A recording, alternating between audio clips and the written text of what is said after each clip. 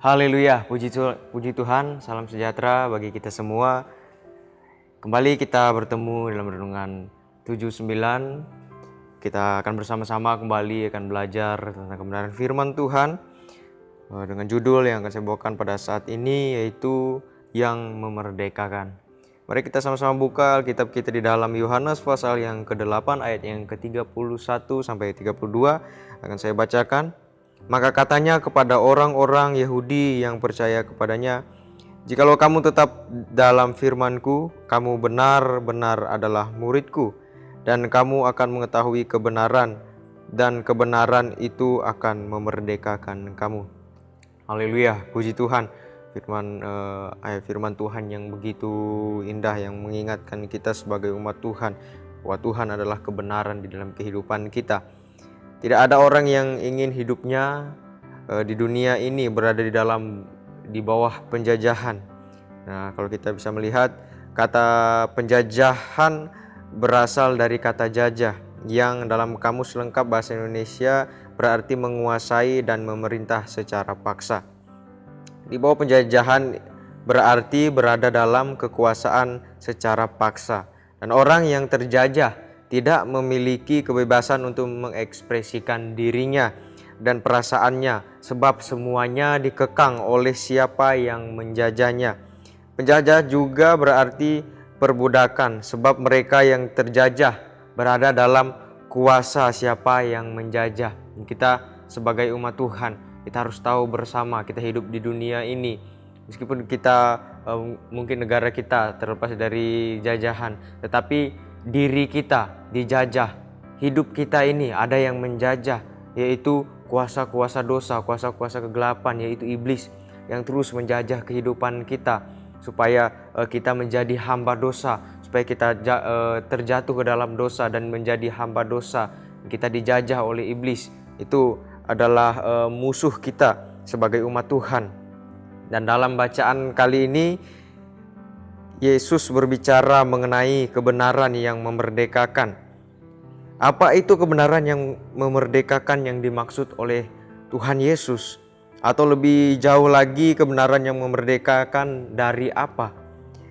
Penting untuk dipahami bahwa Yesus berbicara bukan dalam konteks kemerdekaan dalam kemerdekaan negara, atau pada saat itu kemerdekaan bangsa Yahudi dari penjajahan Romawi, bukan yang itu, tetapi ia berbicara mengenai kemerdekaan manusia dari belenggu dosa.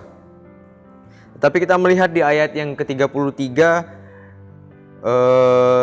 dengan angkuhnya orang-orang Yahudi mengatakan bahwa mereka adalah keturunan Abraham yang tidak pernah menjadi hamba siapapun. Ketika Tuhan Yesus berkata,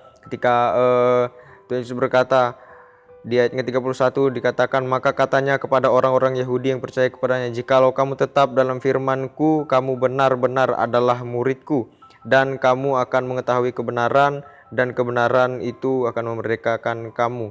Lalu ayat yang ke-33, jawab mereka, "Kami adalah keturunan Abraham dan tidak pernah menjadi hamba siapapun. Bagaimana engkau dapat berkata, kamu akan merdeka?" Kita melihat dengan angkuhnya mereka mengatakan bahwa mereka adalah keturunan Abraham. Mereka keturunan Abraham yang tidak pernah menjadi hamba siapapun. Mereka menilai diri sebagai orang yang suci. Mereka menilai diri mereka sebagai orang yang suci, orang yang benar, yang tidak berdosa, karena faktor keturunan dari Abraham. Kalau menjadi pertanyaan bagi kita, benarkah demikian? Surat Roma pasal yang ke-6 mengatakan bahwa manusia dulunya adalah hamba dosa, sehingga hukum Taurat diberikan kepada manusia untuk menjadi peringatan kepada manusia akan dosa itu. Jadi artinya orang Yahudi ini eh, mereka sudah dijajah oleh dosa sejak lama, sejak dahulu. Sejak ketika manusia jatuh di dalam dosa, sejak itulah manusia dijajah oleh dosa. Dan orang Yahudi ini juga termasuk orang yang dijajah di dalam dosa. Sama juga dengan kita sebagai umat Tuhan, dosa selalu mengintip kita, selalu mengincar kita untuk kita menjadi hamba dosa dan dosa menjajah kehidupan kita. Oleh sebab itu kita harus berhati-hati dalam kehidupan kita. Jangan sampai kita angkuh, jangan sampai kita sombong, jangan sampai kita merasa bahwa kita sudah percaya kepada Tuhan, kita tidak lagi dalam hamba dosa. Malahan kita sebagai umat Tuhan, itulah yang iblis incar, iblis cari untuk menjatuhkan kita. Banyak cara yang ingin dilakukan oleh iblis untuk menjatuhkan kita. Oleh sebab itu kita harus hati-hati dalam kehidupan kita saat-saat ini. Nah, mereka menilai diri mereka sebagai orang suci yang tidak berdosa karena faktor keturunan mereka dari Abraham.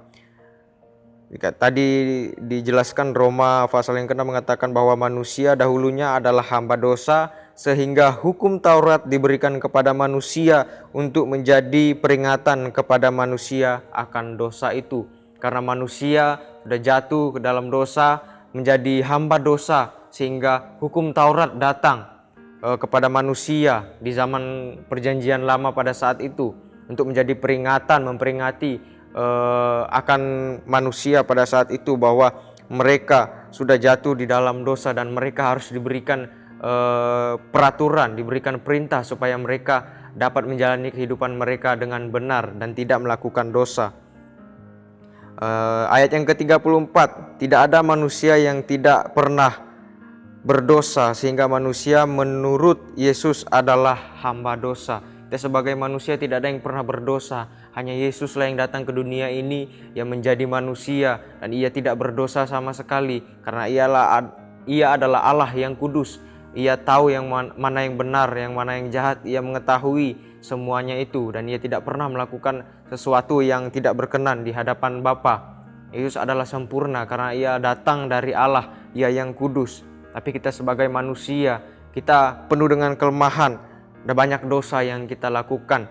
Oleh sebab itu, di ayat yang ke-34 tidak ada manusia yang dijelaskan tidak ada manusia yang tidak pernah berdosa sehingga manusia menjadi hamba dosa. Kebenaran yang memerdekakan itu adalah Yesus sendiri. Siapa itu kebenaran yang memerdekakan? Yaitu Yesus sendiri.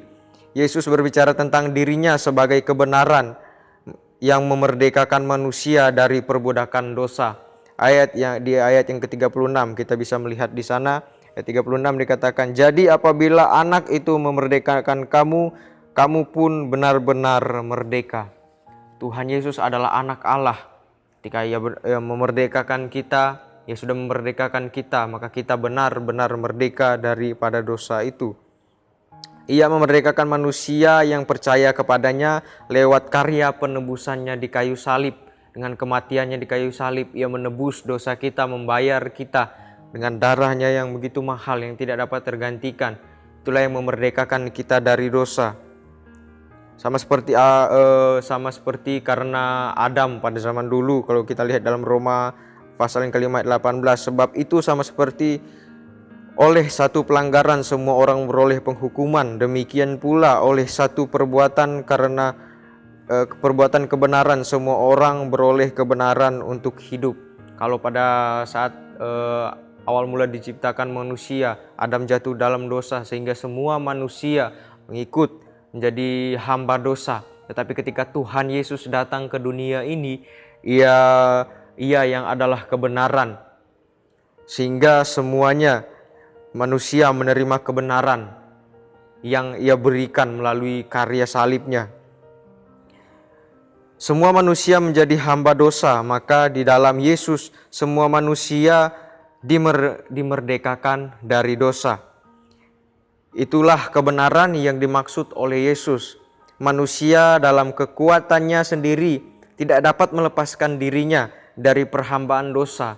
Sebagai manusia kita tidak dapat melepaskan diri kita dengan kekuatan kita sendiri dari perhambaan dosa, dari belenggu dosa. Tapi karena karya Kristus di kayu salib, Ia yang melepaskan kita sehingga kita bisa dilayakkan oleh Tuhan untuk kita datang kepada Tuhan. Kita dibebaskan dari dosa. Tinggal hanya saja bagaimana cara kita menjalani hidup kita saat ini. Apakah kita terus mengikuti apa yang Tuhan mau dalam kehidupan kita, mengikuti apa yang menjadi kehendak Tuhan dalam kita, ataukah kita sebaliknya malah mengikuti hawa nafsu dunia, sehingga hawa nafsu dunia itu, hal-hal dunia itulah yang menjajah kita, yang membuat kita melakukan dosa, sehingga iblis mudah menjajah kita dan kita terus melakukan dosa. Tapi saya yakin dan percaya Bapak Ibu Saudara sekalian, kita semuanya hidup dalam kebenaran Tuhan. Kita sudah dimerdekakan, kita mempertahankan kemerdekaan itu. Kalau kita mengambil ilustrasi, kalau kita sebagai warga Indonesia, kita sudah merdeka negara kita. Kita tidak akan mungkin lagi untuk mau dijajah oleh bangsa lain. Kita pasti akan tetap terus menjaga kemerdekaan bangsa Indonesia. Demikian juga kehidupan kita. Karena Tuhan sudah memerdekakan kehidupan kita dari dosa, maka kita harus tetap menjaga diri kita untuk terus merdeka daripada dosa. Jangan sampai dosa memperhambakan kita lagi. Oleh sebab itu, kita juga perlu Roh Kudus dalam kehidupan kita untuk menuntun kita, memimpin kita, supaya kita tidak melakukan hal-hal yang tidak menjadi kehendak Tuhan, yang membuat kita menjadi hamba dosa. Tapi biarlah kita memberikan hidup kita sebagai umat Tuhan untuk melakukan yang menjadi kehendak Tuhan, supaya kita tetap terus menjaga diri kita di dalam Tuhan, sehingga kita terlepas dari penjajahan dosa itu. Kebenaran itu sudah datang di dalam dunia ini, dan kebenaran itu sudah diberikan kepada kita, yaitu Yesus sendiri yang menjadi persoalan. Apakah kita mau hidup dan tinggal menetap dalam kebenaran itu, ataukah kita mau tetap untuk diperhamba oleh dosa? Tadi sudah dijelaskan dengan ilustrasi bagaimana negara kalau sudah merdeka pasti ingin mempertahankan kemerdekaannya. Sama juga dengan kita, harus tetap terus mempertahankan kemerdekaan kita dari dosa, karena oleh penebusan Kristus yang telah memerdekakan kita, kita perlu menghargai apa yang telah menjadi karya Tuhan, yang menjadi anugerah Tuhan, karena Tuhan tidak akan kembali menyerahkan dirinya. Tuhan hanya menebus kita, ada satu kali kesempatan. Jadi jangan sampai kita menyia-nyiakan kesempatan kita sebagai umat Tuhan yang telah dimerdekakan oleh Tuhan. Dan kita harus mengingat bahwa tidak ada orang yang mau hidup di dalam penjajahan, maka tentu saja kita mau hidup dalam kebenaran yang memerdekakan, yaitu Yesus yang memerdekakan hidup kita. Jalani terus apa yang menjadi perintah Tuhan, jadi kehendak Tuhan, supaya kita tetap hidup dalam kemerdekaan bersama dengan Tuhan Yesus Kristus. Puji Tuhan, demikian renungan kita pada saat ini. Terima kasih bagi Bapak Ibu Saudara sekalian yang telah mendengarkan renungan 79. Biarlah dapat memberkati kita semuanya. Dan bagi Bapak Ibu Saudara-saudari yang ingin didoakan untuk pokok-pokok doa tertentu, atau menceritakan mujizat, kesaksian, mujizat kesembuhan, pemulihan, masalah keluarga, dan lain sebagainya, bisa dapat disalurkan melalui chat WhatsApp di nomor 081327420088. Puji Tuhan, kita akan berdoa untuk renungan kita pada saat ini. Terima kasih Tuhan, Allah yang baik, Allah yang berkuasa, Allah yang bertahta di dalam kehidupan kami. Kami ucap syukur Tuhan buat kebaikan-Mu, buat anugerah-Mu Tuhan, bahwa karena kasih karunia-Mu kami telah dimerdekakan dari dosa Tuhan, dan kami mau Tuhan mempertahankan kemerdekaan kami Tuhan. Kami tidak ingin lagi untuk dijajah oleh dosa, tapi kami mau mempertahankan kemerdekaan kami bersama dengan Engkau Tuhan. Biar Engkau memberikan Roh-Mu dalam kehidupan kami, agar kami tetap hidup di dalam kehendak-Mu, agar kami tetap terus berjalan di dalam jalan kebenaran-Mu Tuhan. Terima kasih Tuhan, terima kasih Yesus. Ya Tuhan, terima kasih karena Engkau telah meminta kepada Bapa untuk menguduskan kami, Jemaat GPD El Shaddai Magelang, dalam kebenaran. Firman-Mu adalah kebenaran. Terima kasih Tuhan, Engkau adalah kebenaran dalam kehidupan kami yang memerdekakan kami. Kami sangat mengucap syukur, kami sudah berdoa, kami terima firman-Mu di dalam nama Tuhan Yesus Kristus. Haleluya, amin.